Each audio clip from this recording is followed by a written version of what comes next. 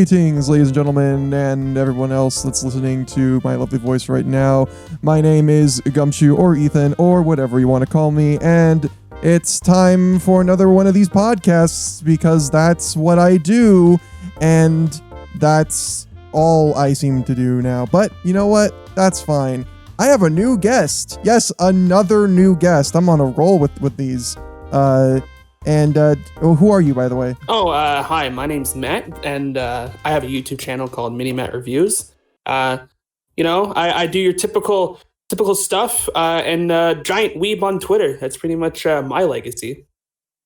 Oh, good. We're both weebs, so yeah. this will be nice. This will be nice. For anyone who hasn't seen any of your videos, you got one you'd recommend, just like right off the bat? I think the go-to one is going to have to be the big ol' Eternal Sonata video that I put out a couple months ago. Definitely one of my best videos, in my opinion, anyway. Put a lot of hard work into so it. Good. That game's so good. Man, I spent so much time working on that because of how much I love that. It's so good. Yeah, it's a shame it's not easily accessible. I mean, you can get it on PS Now. That's something, I guess. Wait, you can? Yeah, apparently it's one of the PS3 titles you can get on it for some reason. All right. Well, I've only had experience with the Xbox 360 version. Is the PS3 version, like, superior? Oh, yeah. Or... yeah. In almost every way. I had a feeling. Get more characters, extra dungeons. There's, like, even a secret boss you can fight. There's a whole like, mess of things to do in that. It's insane. So this is what, you see, folks, this is what happens when you decide, like, nah, I don't need a PS3. Nah, I don't need a PS4. I'll be fine. I actually got the PS3 version years later, because I also started on 360.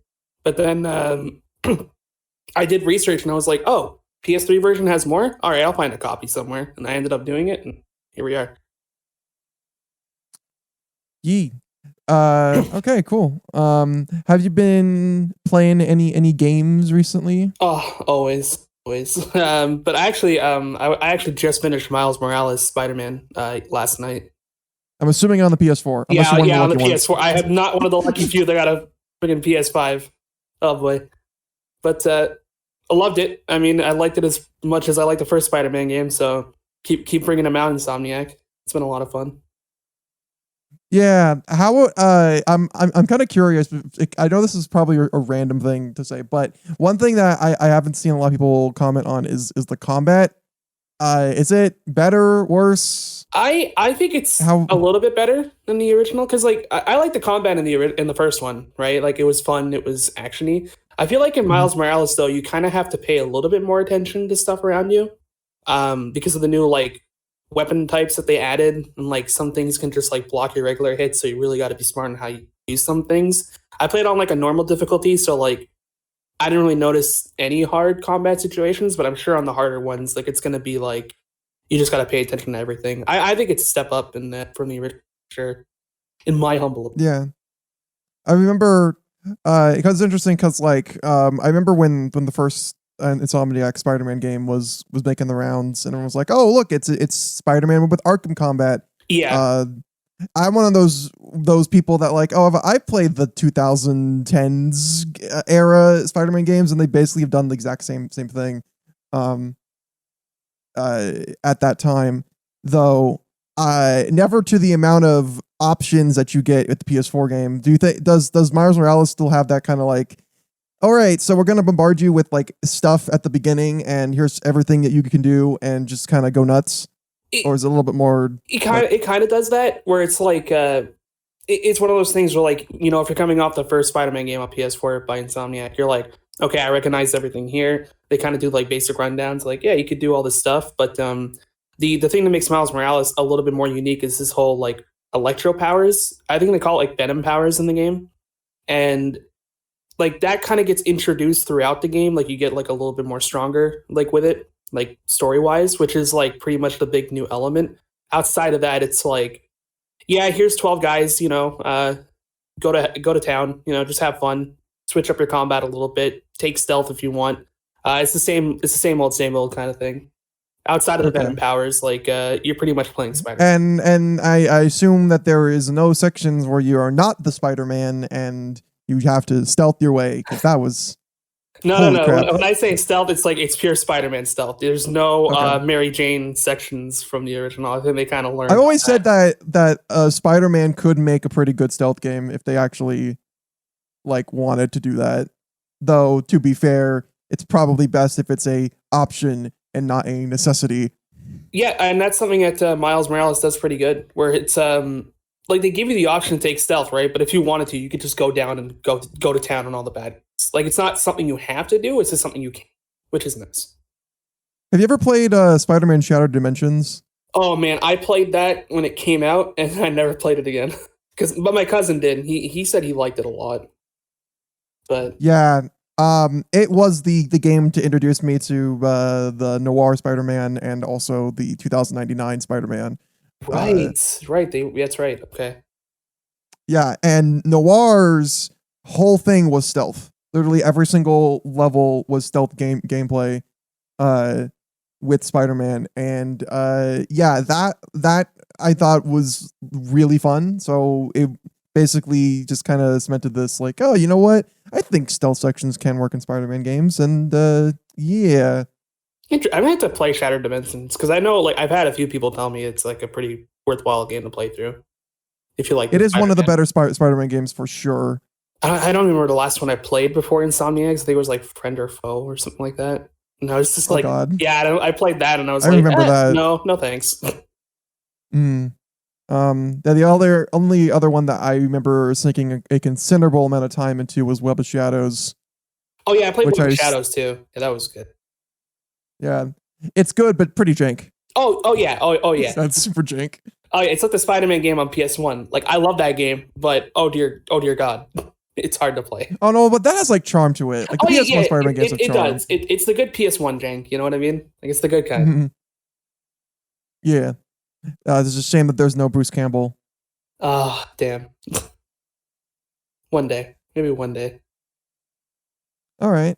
Okay, so since you've been playing Miles Morales, how many glitches have you encountered? Because, oh boy, that's one thing I've been seeing is the amount of glitchiness, especially on the PS4 version, it seems. Okay, so there's like a little side thing to this. My job is I'm an FQA tester, right? Like I do QA work on games. So I have like a very big mindset as to when I'm doing QA work and when I'm playing games casually. And I know the kind of stuff that can cause glitches in games like this, so I typically try to stay away from doing stuff like that. Where like I know a lot of other people are just kind of like having fun going throughout, where I'm just like, no, that little corner over there could probably clip me through. Luckily, when Miles Morales, I didn't see any major glitches. I saw like a few things here and there, but nothing to interrupt my gaming experience. But Spider-Man, the first one, oh dear God, I remember seeing quite a few funny ones, and that's oh boy, that was it. But luckily with Miles, I didn't see too much, so that was nice. Yeah, that's funny. You weren't able to turn into Spider Brick? I have seen the Spider Brick, and no, sadly, I did not turn into Spider Brick.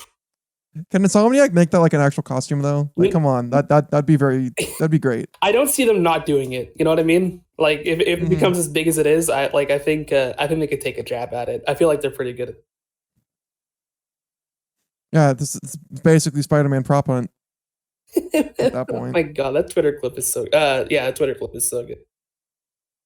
Yeah, I've also seen clips of just cutscenes freezing, which is always hilarious. I don't think I had that. At least I don't think I. Okay.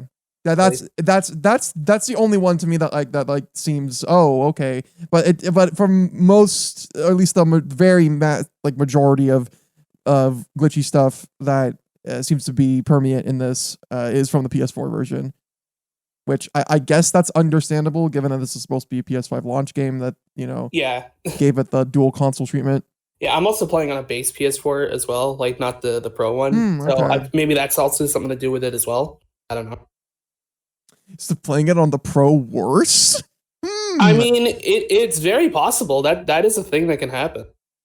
Like it's just reading stuff like either too fast or just trying to do. This is why I am dreading when freaking Cyberpunk is gonna be released, because they have to put it on so many freaking consoles. Like, you realize that. It's not just going to be for next gen. It's going to be for it's like everyone has to be tested for their own separate versions. Oh yeah. It must be a goddamn nightmare over there, like testing wise. Yeah, and then they get PC, and that's a whole nother mess. PC, So, effing, what's it called? That stupid thing that didn't work. Stadia. There we go. mm-hmm. Oh yeah, it's going on Stadia or something. Oh, oh no, going on Stadia for some reason. I don't know why, but here we are. Oh Lord. Oh jeez. That game better be the game that everyone hopes it is. If not, oh dear God, they're not going to hear the end of it. The thing is, because they wanted the game to at least be released, I guess on everything all at once. And I get it. I'm not but yeah, like wow. Yeah, it's something, all right. I just hope it's good. At least they're offering like a free upgrade if you got like the previous gen version. Oh right, oh, yeah, that's good. Mm-hmm. Yeah, that's right. They did do that. That's good. That's yay. Lots of crunch, but still, at least we got that. Yeah. What else have you been playing? I've been playing through Suikoden 2 for the first time, and I know amongst the RPG community, Suikoden 2 is like the big boy. It's the one that everyone wants you to play if you've never played it, from what I experienced anyway. And having never played it before, it's been a really good experience so far. I've been heavily enjoying it. I'm about 30% through the game, and yeah, it's been pretty fun. Is it one of those that you got to play one first, or no? If you play one, you get some bonuses, like some additional characters and stuff like that. But it's not really needed. There's some reoccurring characters that if you played one, which I did a couple of years back, you'll recognize them and you'll be like, oh, I remember this person. But it's not like integral to the main story from whatever. Okay. Yeah, because I've always heard of this game, but I've never picked it up for myself. Yeah, it's the one that I had a few buddies at work that just told me about it, and it was like his favorite RPG. And at the time, I was playing games like Final Fantasy IX, Eternal Sonata, a bunch of other games that I hadn't really like picked up. So when he recommended me that, I was like, I'll get to it at some point, but I want to play the first one. And that took me like 2 years to beat the first one because the first game is so damn slow. Oh no! There's no running. There's no running in it, so you have to walk everywhere. Oh. Which I was gonna say, is this like a Xenosaga slow where you just like, please end? I want to get to the next one. Hell no! Oh my god, that no. Xenosaga is a different story. Oh boy. No, that's a game that I swear and everyone needs to experience that. Whether or not you play it, that's another story, but experience it. I'm kind of in the same boat of that. Like I've only played through fully like Xenosaga 1. I never had 2 and 3 growing up. So recently I got all 3 of them. So one day I'm just going to crunch through all of them. But I remember finishing 1 when I was a teenager, and I was like, man, that was a really good game. I look at my total playtime and it was like 110 hours. And I'm like, what did I do in this game? The original Persona 5.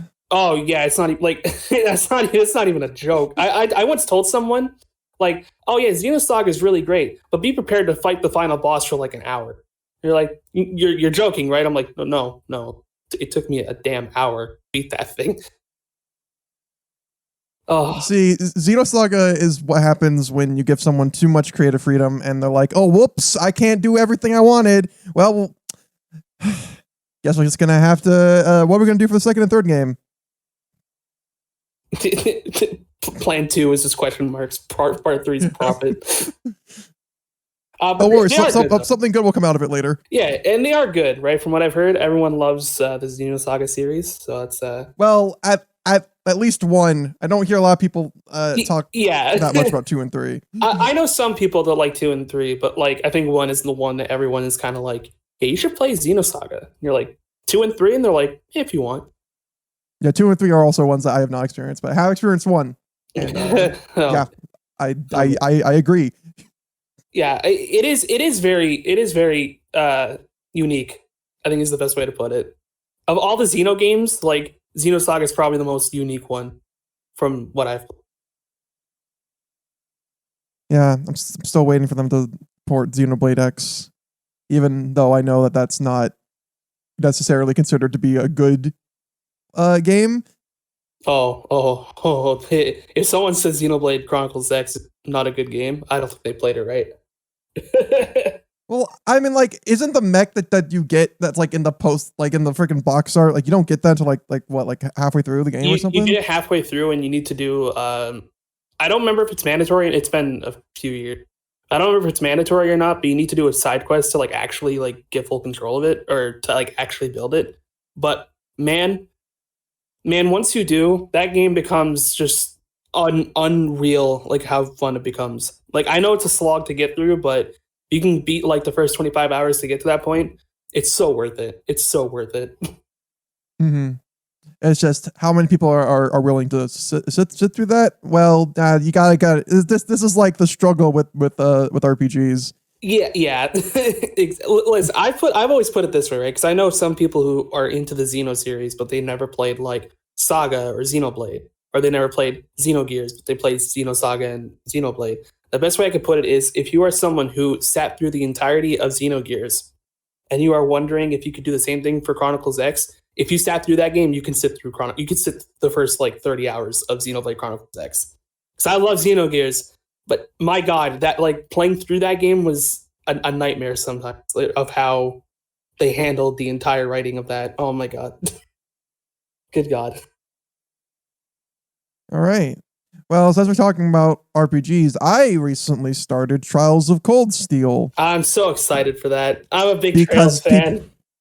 Because people wouldn't stop saying that I needed to play this game. So, it happened. It was originally I was actually going to try my hand at Tales of Symphonia because I still haven't yet to play that. But, this. Yeah, you picked a longer game, I'll tell you that. Well, yeah, definitely. Also because I have some time to kill. So, yeah that's fair. I think I'm like halfway through the first chapter. So yeah, when I say I started, I just really basically just started. Just started. Okay. Mm-hmm. I did spend a lot of time just fighting the fodder enemies just so I could learn the combat because if there is something that I will just say right off the bat, I think the opening kind of just gives you too many mechanics at once and I did not know exactly what the heck I was doing. Yeah, I can kind of get behind that because they do definitely throw you in just like, oh, here's combat, go for it. And you're like, what do I do? I was in the same vein of that, but I also had some experience with its predecessor, Trails in the Sky. So I kind of knew what to expect, but Cold Steel really still did change a lot of things, and it kind of throws you off if you're new to the series. Yeah. And that's also something too. Is I've not played the Sky games. I will give you a fair warning. You can play through Cold Steel 1 and not really and be fine. And same thing with Cold Steel 2. Cold Steel 3 and 4 though, you might, even if you don't want to play them, you might have to look up like Sky and Zero lore to really get the full experience, because they do all end up at Cold Steel 3 and 4 at some point. Yeah, that's something that I heard, which is why I'm not like too buttered or about like, oh man, I need to play the start of it like for first, because I have heard that Cold Steel is a good starting point, so that's why. Yeah, it definitely can be. It's probably the one that most people can get used to off the bat without having to worry about playing the others. So yeah, like I never get like, I'm not the kind of guy who's like, no, you need to play Sky first. No, you could start with Cold Steel. Like you need to play Yakuza.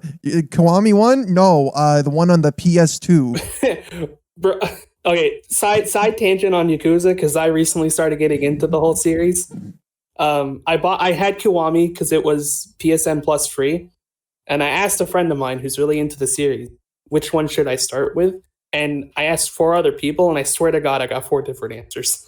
And I was like, well, there's so many freaking just answers, and then now it's 7 being like, well, we're gonna just reestablish the whole series, and it's like, oh well, that can be a starting point now. Oh, yeah. Don't get me wrong, I've been loving Yakuza. It's been so much fun. It's just like, it was like asking someone, hey, where do I start with Fate? Like, you're gonna get a different answer from every other person on the, and it hurts. Yeah, and that's why I haven't started Fate. bro, don't do what I did. And that was get into it. It's too deep. Yeah, the only one that I only know of is Grand something. What was it? Fate Grand Order, Yeah, Grand Order. the mobile game that got turned into an anime. Yeah, Yeah, that's the only one that I know of. I feel like So, it's yeah. the one most people know just because of its popularity. Yeah. See, I'm like a base level weeb. That's the thing. You know, I'm slowly getting there. You know. Yeah, that was me like 7 years ago, and I was like, oh, I like anime. What can I get into? Yeah, Soul Eater sounds cool, and then like I just stuck with the basic. Yeah. But yeah, I will say I wasn't expecting as much voice acting as there is in Trials of Cold Steel. I was kind of surprised. The PS4 version by chance, or like? Oh no, I am playing the PC version. Okay, yeah, the PC version actually added dialogue, voice acting in it, which is probably why. Oh, okay, yeah, that explains why. Because I was like, as I was looking, I'm also very surprised that like it's all the cutscenes are in real time. So when I equip bunny ears to everyone, it stays there, and I will never ever get rid of that. No, that's the best thing you can do, honestly. The PC version and later on the PS4 version is like the director's cut, I guess you can call it, where a lot of the scenes in the PS3 versions and the Vita version didn't have voice dialogue because they just didn't really have the time for it. And I think the budget, I might be wrong about that. But yeah, when they re-released it, they're like, let's get the voice actors back in. Let's try to do as much lines as we can and make it a basically 70-hour long visual novel with an RPG elements in it. Yeah. Cool. And I just want to say I'm loving it so far. I don't know if it's going to be my next obsession like Xenoblade was, but we'll see. Hey, they're good. I think you'll have fun at the very least. Yeah. Also because it was its birthday I think by the time we're recording this, I think it was a few weeks ago. Sonic Colors. We played that. I haven't played that since like, God, I think since it was new. Yeah, I think the same thing for me, honestly. Still a good game. Yeah. I just want to point that out. It is still a good game, and it's so funny how we get to these Sonic cycles of once a Sonic game is a certain age, there will always be a divide of fans that will say it's terrible or it's the best thing ever. And now it's Sonic Colors' turn. Yeah, what is it, 10 now? So yeah, that's the turning point for a Sonic game. It's usually 10. Usually when a Sonic game turns 10, then you get the divide. SA2 turned 10 and they're like, oh, this game's a masterpiece. You have the other side, it's like, this is just garbage, right? And I'm on the middle, like, it's fun garbage, like, it's good. Yeah.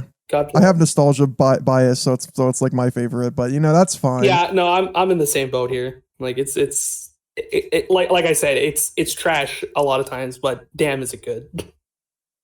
I'll never hate SA2. Though I will say I think the biggest sort of contention for Sonic Colors is just the writing can be very, very cheesy. Yeah. And it does kind of make me want to go back to where like they could take their plot seriously, which they technically did in Forces, but I don't like talking about that game.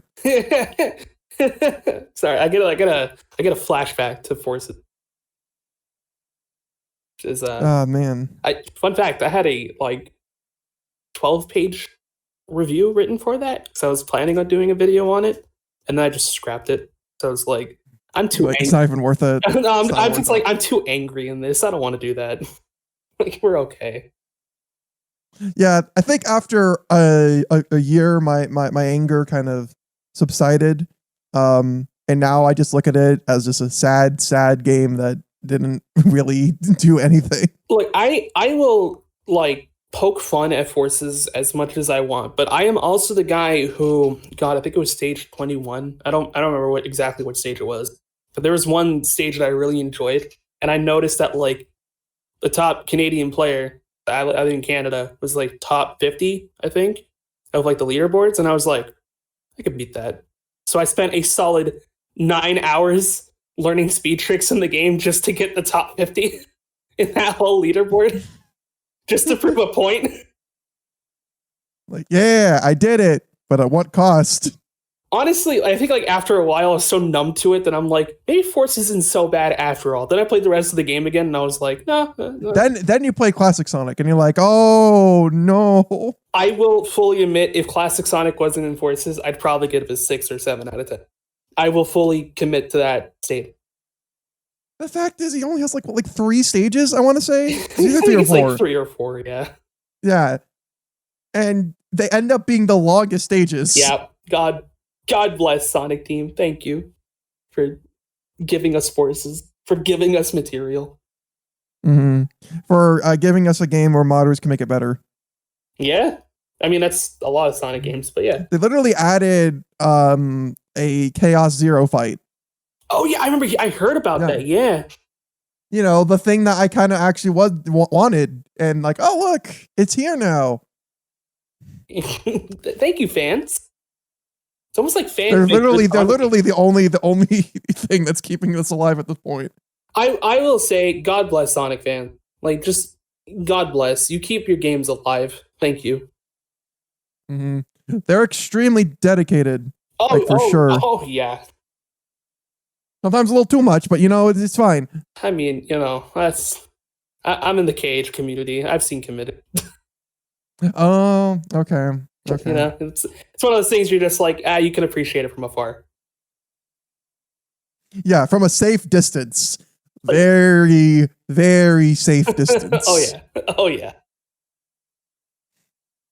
All right. Oh, yeah, I also played Deus Ex 1 for the first time, which is an experience. And as someone that started with the Human Revolution, then trying to go back to a game that's now 20 years old. Yep. Oh, boy. Yeah, that's definitely Deus Ex, sorry. It took me, I want to say, a solid 5 hours to get very comfortable with the controls. Yeah, that seems reasonable. I tried playing it a couple of years and I just couldn't. I am impressed though. Like I think the game is very impressive, especially for 2000. Oh yeah. Oh, definitely. But it has aged. It has definitely aged. It definitely hasn't aged like Doom has aged. You know what I mean? No. Yeah. Doom is still, you know, as fun as it was, or maybe even more fun depending on who you ask. Now, but I think the best comparison that I can make immediately is like Deus Ex 1 has aged as well as like Devil May Cry 1. Oh yeah. Yeah. Oh yeah. You know, they're both very impressive in their own right, but it's like really hard to go back to. I will say I'm a very big, not very big. I'm not a huge fan of the DMC series. I've played all of them except for 5, and I was going to play 5, and then the new one just got announced. Now, well, I guess I'll wait. You might as well say 5 is really good though. Yeah, so. I the way I've always ranked Devil May Cry for me has been, I always thought 1 was like the most fun I had with a DMC game, which is gonna like piss off a lot of DMC 3 fans. But like I played through 1 when it came out, I loved it. I played through 2 and I was like, eh. I played 3, stopped playing it, and then when the HD collection came out, I got back into it, and I finally played through all of those. I still think 3 was my least favorite, but that's just because like I don't like climbing the same tower over and over again. It's just like a personal thing. The boss fights in 3 were fun. I'll give credit where credit's due. The boss fights were fun. Man, you even put it lower than 2. Wow. Oh no. 2 is I mean, I don't even consider 2 a DMC game, to be honest. Hey, listen, it has the best Dante design though. Yeah. Listen, okay, that's just what I'm gonna say. It's 100% DMC2 Dante is the best looking Dante for sure. I mean, I'd have to probably like see it again because it's been a few years, but it's the same one that's used in Nocturne. Oh, yeah, absolutely. Then yeah, it's a Nocturne one. Oh yeah. But That's- I was someone who played DMC4 first, though, like before playing 3. Oh, okay. Because like the DMC series was just so unknown to me at the time. Like, so I just picked up 4 because it was like $15 in Walmart. Like, sure, I need 360 games. And then like playing through it, I really enjoyed 4. Like 4 is probably my favorite, but that's just like bias coming from a newcomer. I still enjoyed 3. It's just like when everyone was hyping it up, and then I just finally get to it, and I'm just like, yeah, style change is cool. And I would boss say fights are 3. fun. I think the thing is that 3 is more technical. I'd argue it's the most technical until 5. Oh yeah, Because even 4, simplified a lot. And while I really do love that game, except when you have to replay it and replay it and replay it with the special edition, and then it becomes tiresome. yeah. But other than that, yeah, like I really love the combat of 4, but I will say that 3 on a technical level is way more impressive. But that's like only if you are the type that really wants to get good at the game. See, that's exactly it. Like I can enjoy 3 from a technical standpoint, and I know like the Switch version I think added like a whole new thing where you can like style change on the fly. They added the same style change that was in 4 Yeah. to 3, and that just makes that game like so much better. See, I feel like if I played that version, I would probably enjoy DMC3 a whole ton more. I'm very confident. So when it goes on sale, Yeah, I'd actually use some of the other styles, because I generally just default to Trickster because I like dodging out of the way. Yeah, and it makes the bosses a lot better. Yeah, that was pretty much my playthrough as well. But like I said, like playing through it again, like maybe years later, I'll finally see it and I'll be like, oh, now I get why everyone. Maybe I'll actually use Quicksilver this time, man. I imagine that. Maybe I that's told cool. the edgy 19-year-old was like, man, fuck, I don't like this game. I hate it. And then I was like, maybe now with a fresh eye, I can be like, yeah, I can. I've grown up. I still think 3. Okay, well, I don't know if it's fair to say 3 has the best story, but I think it has the most concrete and solid narrative out of all of them. I mean, yes, yeah, I agree. It's also I like 4, but oh my god. No, 4 story is man, I don't know how I sat through all that. I'll be real. I think because the cutscenes were awesome. Yeah, they were awesome to watch. Okay. Yeah, and the boss intros were always fun too. Mm-hmm. Yeah, it's definitely. Like I said, 4 is one of those that kind of your enjoyment of the story lives and dies by the characters. Yeah.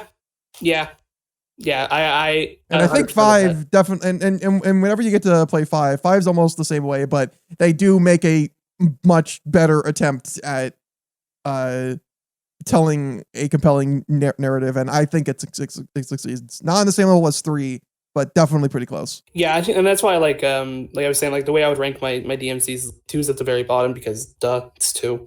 Then you get like 3. Then I really enjoyed 1. 4 was my favorite until I played DMC 5 because I know I'll like DMC 5 more. There's no there's like no thing there to stop me from not saying. But what about the reboot? Yeah, you got to bring it up. I have a friend who like, okay, the best way I can explain it is that like, yeah, it's fun, and that's it. Like, it's fun to play, but I hate everything else about it. That's my thing with it. What? Don't you want to punch not Bill O'Reilly in the face? Come on. Dude, I think I got like 4 chapters of that game and I put it down. I was like, oh man, yeah. No, okay. See, I'm at the mindset where this game is just so over the top and so like 2000s era edge in like I think it was released mid to early 2010s. Yeah, 2010 sounds more right. Yeah, but it encapsulates that like emo era so well. Yeah, and it's like a time capsule. Almost. Yeah, that's probably the best way to like explain like exactly how it is. So like if you want to see like what a game that was trying to be 2010s was like, you play DMC. Like that's it. Yeah, they even called it little MC. Yeah, they called it DMC Devil May Cry. Like, bruh. No. It's bad. Yeah, and Dante became an emo twink So, and every single cutscene is basically society's evil. Yeah, really really nonchalantly trying to get that message across, ain't they? Yeah, when Persona 5 did it, it's much better. Oh, okay, I see. Thank you, Atlas, for really telling us how it was, and not emo ass Dante over there. Yeah. Game. All right then. Well, with that all said, let's get into some of the headlines and talk about things. For the cost of sending an email, we can vote for Shin Megami Tensei Nocturne. But that's so much. But it's worth it. Shin Megami Tensei Nocturne would never take advantage of our innate gullibility. Ooh, that's good news. Thank you, Shin Megami Tensei Nocturne. Well, we just talked about Atlas. So, hey, remember there was a Nocturne remake that came out in Japan and is not a good port? So I'm someone who is yet to finish Nocturne. I started playing it recently, and from what I've seen, I've only seen a couple of videos on it and like the headlines, of some Atlas report sites talking about it. Yeah, what the hell happened? I don't know. I honestly don't know. Because from what we've seen, it looks fine. Like with all the trailers and stuff, I'm like, I don't understand what happened here. What's going on here? Well, regardless, Atlas will apparently be fixing these problems, and what that means is, I'm assuming whenever it comes to the West, it will probably be a lot more polished up. Let's hope. I want to enjoy Nocturne. Damn it! It's good. It's really good. I know it's good. I got like 6 hours into the PS2 version, and I love it. It's just like, oh, the Switch version's coming soon, so I'll just wait for that. And now I'm just like, I don't know anymore. Yeah, but make sure you buy the Dante DLC, which I am still salty over. Like, why would you do that? Why would you freaking lock him? Well, that's half the reason I wanted to play the PS2 version, so I could fight Dante and then just be satisfied with the HD remake, like the HD remaster. He technically is the easier fight too, because Raidu is a lot harder. That's what I've heard. So I'm very excited for that, because it's not like Nocturne is it's an easy game. Also, the Switch PS4 remake adds an easier mode too. And apparently there's also like rooms that you can just use to grind money and like items. Oh, so now, the same way that I think SMT4 did it. So I think they also did that for DLC. Yes. Yeah. So it seems to like use that. Yeah. I was thinking like, because I'm pretty sure an SMT game did that. But yeah, I'm pretty sure it was 4. I'm pretty sure. Because oh my God, that game taught me what hard was. Holy heck. Yeah, I never played Apocalypse because it didn't look what's the word? Appealing.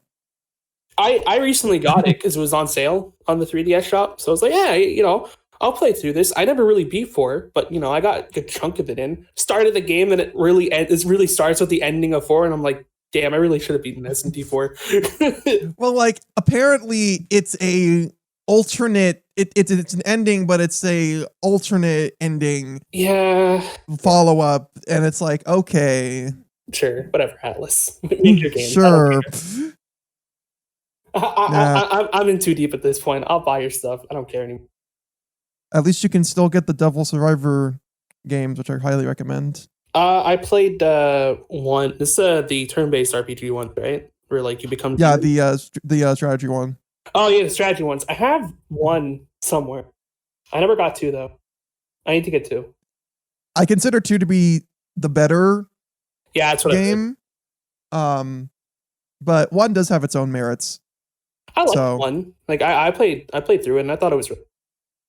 2 actually adds this not social link system called Fates, and basically you can actually spend more time with your party. Oh, good. So yeah, and it's very vital too. You kind of need to do that.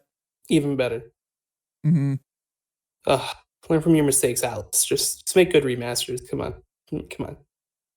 Speaking of remasters, yeah. By the way, like most of the stuff is just about remasters. Yeah, well, we got quite a few things these last couple of weeks. Yeah. So Mass Effect remasters, they're real. In case you guys didn't know that, they're real. I'm surprised. Hey, remember Mass Effect? No. I'm someone like I was born in I was alive like during the whole Mass Effect craze, and I never had I played through Mass Effect 2 when that came out because I never played 1. And my uncle was like, oh, 2's really good. Just borrow my copy and play it. So I did. And while I enjoyed Mass Effect 2, I'm not a Mass Effect fan. Like, at all. It really is the best one, in my opinion. Yeah, it is. That's sad. But you're like... yeah. I will say it like this. I played the trilogy when it came out because I actually worked at EA at the time when it released, and working there, I got games for like $20, even though they were new, which was cool. And so I picked it up and I tried playing through the whole trilogy. I barely got through 1, played through 2 again, and then I played 3, and I was like, I'm going to stop playing Mass Effect now. And then I gave it to my friend for his birthday. So like, I don't want to. Here's Mass Effect. Because he was a big Mass Effect fan. So it's like, he was really happy to receive the trilogy, which is kind of my thought process now, which is I know everyone wanted like the trilogy for PS4 and like all that. So I'm really happy for the Mass Effect fans. I could care less, but I'm happy for the Mass Effect fans. Like I hope. Yeah, I got into, quote unquote, more like I played Mass Effect the trilogy of like, God, I want to say 5 years ago, maybe 4, for the first time. And since I do have a 360, I was able to find like a really cheap copy of the trilogy that was released for that. Yeah. And yeah, I'd say it's like Mass Effect is like a series where I think its core is pretty good, but there's just a lot of things about it that needed to be more polished, and it's different for every game. Yeah. It's like every game has their own problem.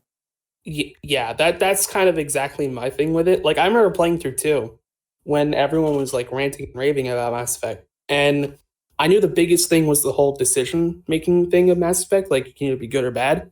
And it got to a point where I just wanted to go full renegade, just be like mean to everyone.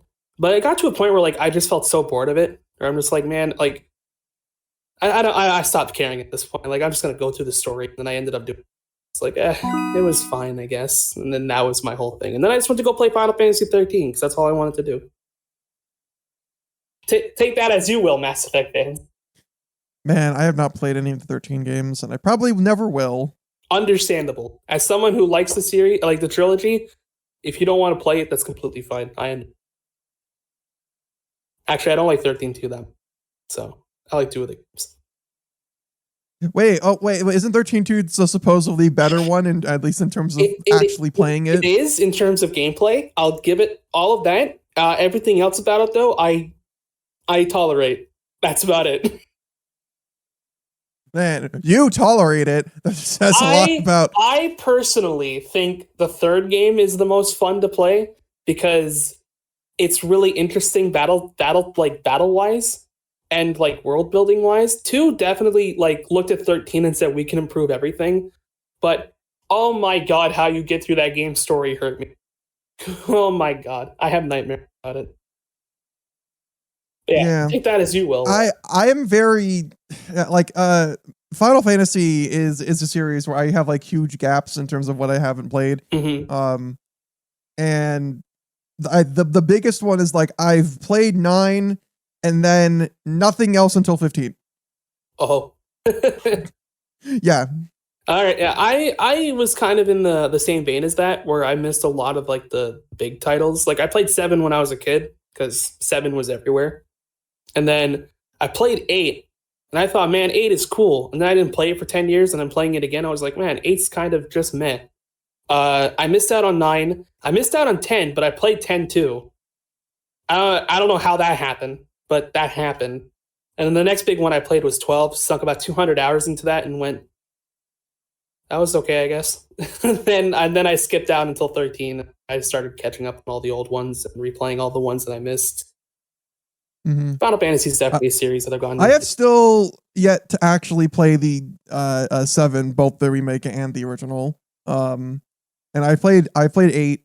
I've played 1, did not beat 1 because it's 1.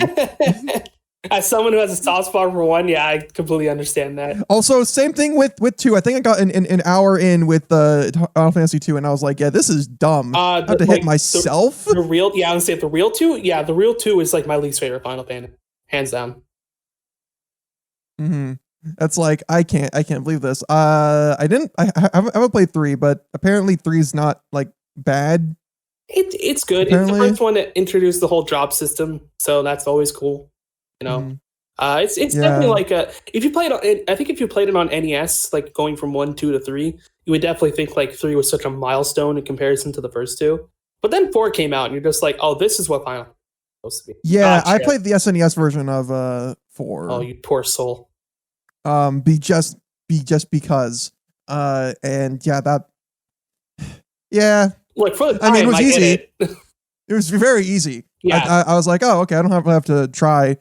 So that's nice. But yeah, if I ever decide to go back to it, I've heard the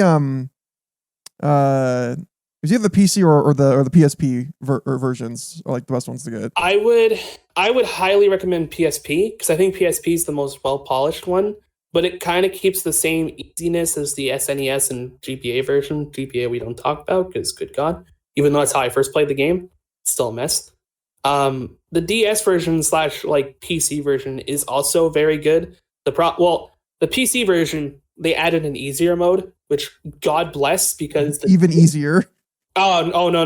It is still a little bit harder than the GBA version, like the SNES / like PSP version. The problem is with the DS version, they actually made everything harder, like a lot harder for its base difficulty, to the point where the best way I can explain it is in the GBA / PSP version, I can beat Final Fantasy IV in 10 hours. In 10 hours on the DS version, I beat the 3rd boss because of how much grinding I needed to do. Oh no! It wasn't fun. It's fun if you like the challenge, but oh my God, like you're gonna learn what FF4 is like playing the DS version. That's how it goes. Mm-hmm. I have yet to play 5. 6 was the first one I ever played. Oh, 6, and I still love that. Yeah, 6 is my second favorite, like of all of them for sure. You know, if you ever wanted to do like a remake with 4K graphics, 6 is 6. You know. I think 6 is like as someone who thinks 9 is the best one, like 9's my favorite.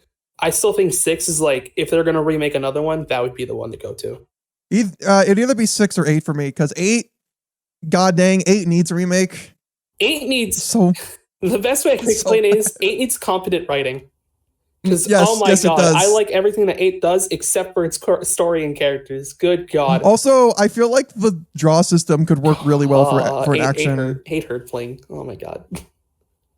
I do feel like the draw system could work for the action route that they're going with Final Fantasy now. Yeah. Yeah. I like the draw system. Yeah. I like not having to equip stuff. It's great. I'm kind of in a weird place with Final Fantasy right now, where it's like I loved Remake, and as much as I like 15, 15 definitely had a lot of problems. Oh yeah, I'd agree with that, like 100%. Yeah, it sure is. After like 3 years, it finally finished. But yeah, 15's fun. Yeah, I only played 15 after everything was basically out. All right. Well, anyway, so did you know that Capcom got hacked and apparently they might be getting some Ace Attorney stuff? I have two sides of my brain right now. One side, God, I hate hacks. I hate leaks. I really wish I would just stop. I like being surprised. The other side of me is like, oh my God, a new Phoenix Wright game might be coming. Well, new for us. We're finally going to get that Sherlock Holmes game that looked so cool and just never could get. And then they made a sequel to that, and we didn't get that either. I am someone who has recently, very recently, like in the past 2 years, gone into Phoenix Wright. I played through, good. Like, because for years I heard about how good Phoenix Wright was, and I played the first one, but I never finished it. Like, I finished the first 4 cases. I never finished like the bonus one.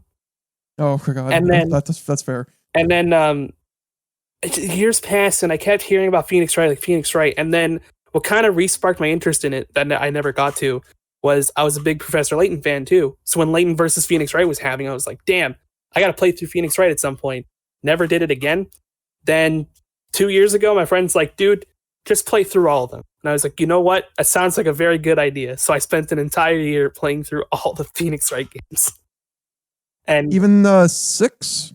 I played through Ace Attorney, Spirit of Justice, Trials and Tribulations, Apollo, Dual Destinies, Spirit of Justice, and I'm currently playing through Miles Edgeworth's Investigations now. Okay. I've heard that one's very fun. And Yes, of it course, I've been really enjoying it so far. And of course, I played through Phoenix Wright versus Professor Layton, which was that's the only one that I haven't played is 6 and that one. oh man. 6. Oh, and also Investigations too, because that's not over to the west. Yeah. And will never be. Yeah. That's kind of sad. But I've become a huge fan of Phoenix Wright. So of course, when I found out that it had a spin-off series on the 3DS that was in like old-time Japan with Sherlock Holmes, I was like, why didn't we get this? I want this, please. Because Sherlock Holmes. That's literally like the reason, pretty much. Come on. Because copyright. Just freaking it. And just rename him like Herlock Shelms or something. Damn. I don't know. But like apparently the copyright is there was some news about the Sherlock Holmes copyright. I think it's like part of it now is in public domain or something like that. Or at least the rights are not like super restrictive. Interesting. So that's probably why we're getting it. I'm gonna be so happy. I'm gonna be so happy if that is 100% confirmed soon. Mm-hmm. Those two really I really want to play those. I just want New Phoenix Wright to play. Like I feel empty without one. Mm-hmm. So I'm very excited for that, and alongside everything else that kind of got leaked, which I'm a little upset about, but that I know about it. I mean, but regardless, I'm excited for the new Capcom titles. That's why I just want to talk about Ace Attorney, because that's literally the only thing that I cared about. Yeah. Actually, the other thing I kind of cared about, which I don't think is real, I just heard the words Power Stone and my like 2000s nostalgia like burst in my head, and I was like, wow, Power Stone. I'd like to see Power Stone come back. It probably won't. No, but, it's dead in the ground. It's dead in the ground. I already know that it is. Just hearing the words again, I was like, oh, someone remembers. It's like Power Stone. Yeah. It's fun. A lot of fun on the Dreamcast. Anyway, so there's this new 007 game announced by the new Hitman devs. They're making this. Yes, there is. Okay. Yeah. Have you played any of the newer Hitman games? No, I'm not a big Hitman guy. I played Hitman 2, I think. It was 2. It was okay. Yeah. I like to say that they're probably the best ones that can make a new 007 game in the vein of what the other 007 games are. Because contrary to popular belief, GoldenEye isn't the only 007 game. What's the other one? Night on Fire or whatever? That one was pretty well, yeah, but there's a lot more than just that one. A lot more 007 games. Mm-hmm. But as the general rule of thumb, not counting the ones that try to be like freaking Call of Duty, is that you have lots of gadgets and you're using stealth and it's in first person. Mm-hmm. So them making a 007 game, I think, is just like, yeah, that can work. I'm definitely down with it. I know they can make some really quality stuff. It's just like I woke up and that was the thing, and I was just like, okay, yeah, sure, I'll take a new 007 game. Why not? Hitman is one of those series that I feel is super freaking niche, because you have to be that type of person that likes to plan out things way in advance and also enjoy stealth like to an insane degree. Yeah, I agree with that. Which it does exist, because I remember when Hitman 2 came out and a lot of people were saying it was their game of the year. Yeah, I remember that too. Like, it hits all the right buttons for a specific crowd, and I'm glad. So that's why I said, like, okay, they'll probably be good, though I don't know if it will have a mass appeal. Yeah. But we'll see. Well, yeah, we'll see. I have high hopes for it, for sure. All right, then. That just leaves the last bit of important news, depending on who you ask. Yo, Game Awards. That's happening, and they released the nominations. Yeah, they sure did. And man, why is Among Us here? Isn't that game come out like 2 years ago? What the frick? I remember someone thought like I think it was like the best mobile game was like a thing, or it was something else. So yeah, I'm just gonna go through go ahead. some of them right now. So like the first one I want to talk about is best multiplayer. You got your usual like your CODs. Yeah. Valorant, which I totally forgot was a freaking thing. Same. Destiny 2 Animal Crossing. Yeah, Animal Crossing, which that makes sense, I guess. It is a multiplayer game. Fall Guys, which that makes sense. And then Among Us. Oh, wait. Okay, because I was going to say, right, I get mobile game, because I think Among Us released on mobile. No, it is. Among Us is also for a mobile game, too. Like, yeah, but I'm saying, like, I got the kind of mobile edge to it, because I'm like, oh, it came out on mobile this year, at least I think it did. Like, it was the first launch on mobile, so it made sense. Yes. But yeah, multiplayer game? What? That doesn't make sense. Sure, whatever. So, but like, my thing is, why would you put it there? Because it basically is like, you either put it there, it doesn't win, then why put it there? Or you put it there so it can win. Man, rip Fall Guys. It's like, I love Fall Guys. Fall Guys is like one of my favorite things that came out this year, but man, rip that game, I guess, if Among Us is there. And COD, yes. Animal Crossing might be surprising. That might pull out the secret win, I feel. I really hope Crash wins Best Family, because that's like the only other one that's Man, I gotta play not Crash for anything else. Yeah, I gotta play Crash 4. I haven't done that. That just seems like it. For fighting games, it's gonna be Mortal Kombat. I'm just saying it right now. It's gonna be Mortal Kombat. There's no freaking contest. Grand Blue. You know anyone who plays Grand Blue? Yeah, I thought so. But I play all the anime fighting games. Just saying, that's my thing. Dude, you know it's a bad year when they had to put One Punch Man on here. I was just about to say, Game Awards. Can we keep this like really bad trend where like you have 4 competent fighting games and then for some reason you just got the one anime one? Yeah, it's like it's just like the One Punch Man one, because why not? Last year's like goddamn Jump Force. Like, sure, we'll put it in there. Why not? Yeah, and Mortal Kombat. Oh yeah, winning. Also the Under Night. Oh, I totally forgot about that. I think out of all of them, Under Night is the best one mechanically speaking. But Mortal Kombat's gonna win. There's no damn way Mortal Kombat isn't winning when they just released Rambo, Melina, and Rain. Like, there's no way. Absolutely no way. It's also insane. Like, Mortal Kombat 11 is just insane what they're doing. Yeah, I'm surprised. It's come like a long way in the past like year it's been out, I will say. All right, now the one that at least I care about, best role playing. Yeah. We got Final Fantasy VII Remake, which that makes sense. Yeah. Genshin Impact, what? I almost spit out my damn drink. Oh my god. I don't know either.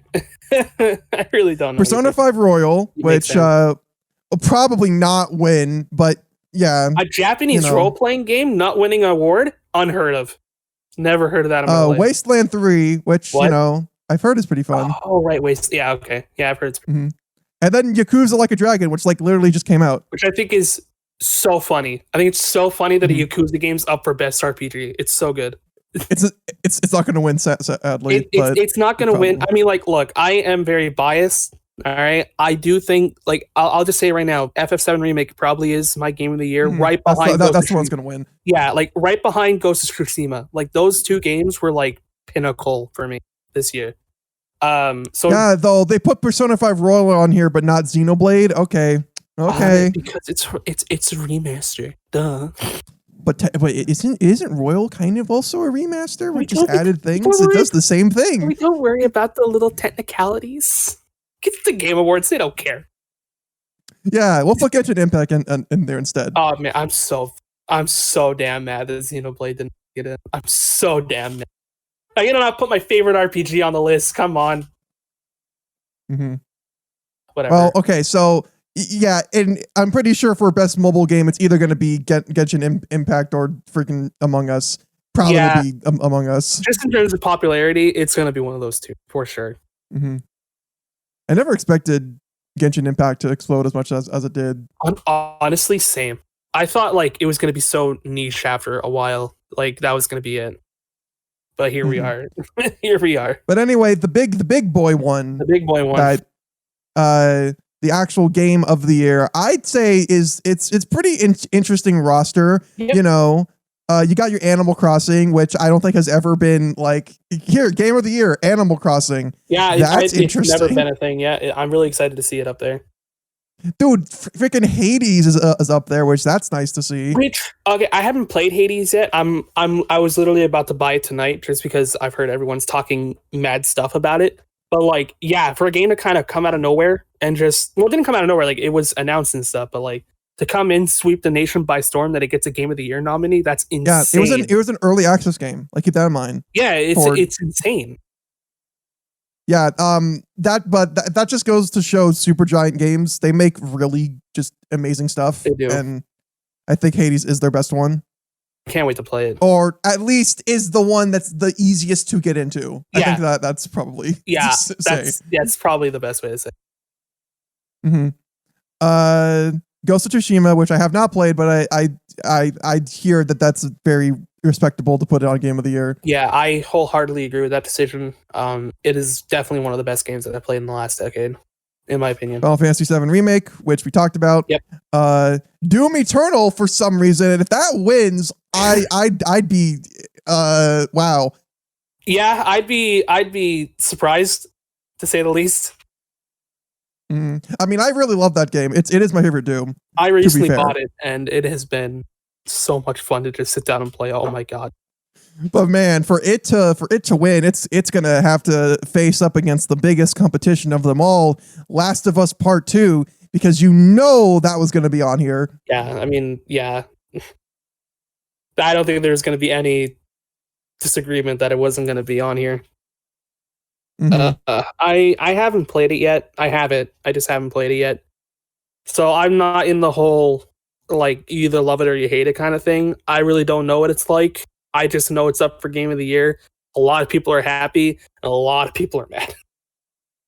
Because there's just no way to make anyone happy with that. No. You either put it there or you don't. And it's like, yeah. I mean, I get why it's up there. It's Last of Us, right? I get it.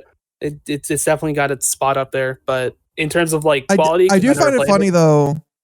Funny thing though, is that for best narrative, basically it's all the Game of the Year except for 13 Sentinels. I can't believe 13 Sentinels is in a god dang nominee section in this thing. I love it. I love to see it. You give my boys some proudness over here. I hope it wins. I hope it wins. Hope. It's not going to, but I hope it wins. Yeah. All right. Well, yeah, there I'll leave a link in description and stuff to the like actual Game Award nominees. You can check them out if you want. There's like voting stuff if you're the type of person that likes to vote, which you probably should, you know. It's like kind of important, I guess, a little bit. You want your game to win. If you want your game to win, you gotta get your votes in. Please.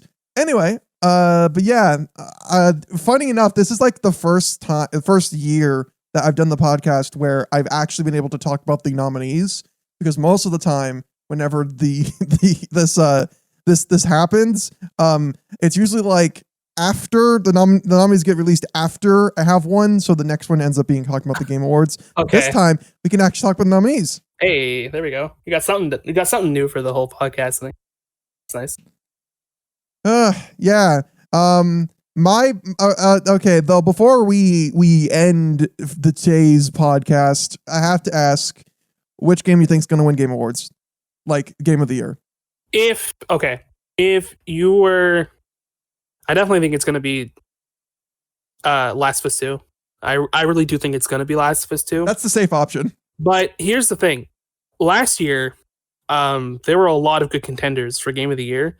And out of all of them, Sekiro won, which was the most surprising thing I'd ever seen.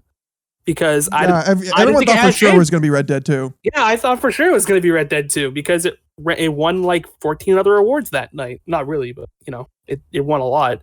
So I think it's possible for a game like Final Fantasy VII Remake or Ghost of Tsushima to like come in and steal the win. That's what I would like to see, like those two for sure. Safe bet though, it's probably going to be Swiss. Yeah, definitely. Though I'm going to be the wild card here and say Doom. I think Doom's got a chance. I honestly think it does. Yeah, Doom has a huge chance, actually, which I know is surprising, but given last year, yeah. It's very possible. And I mean, hey, we could both be wrong and Animal Crossing wins, and that'll be the biggest blind side of the year. Yeah, actually, if Animal Crossing wins, then that'll be fine. Also, if Hades wins, that's gonna be huge. See, I think that was the thing. Last 2018's Game Awards, Celeste was my game of the year. So when it was up for when it was up for nomination, I was like, "Come on, baby, let's go!" And then it's like God of War is also on here. I'm like, damn, damn, it almost had a chance. It tried. It almost had a chance, but I would love to see Hades just walk away with a nominee for Game of the Year. Like that'd be amazing. Mm-hmm. But we got some good ones. We got some good ones this year. It's going to be a tough battle for sure, I think. Definitely. All right. With that said, that is the end of the podcast. So I want to thank everyone for listening to our lovely voices. Go make sure to check out my guest Matt here. His links will be in descriptions as always. So yay. Thank you for having me on. This was a lot of fun. Well, I am glad that you're not sick of me yet. All right. Well, with that all said, my name is Gumshoe. Thank you all for listening. Have yourselves a fantastic night. And I don't know, wear a mask. Yes, please.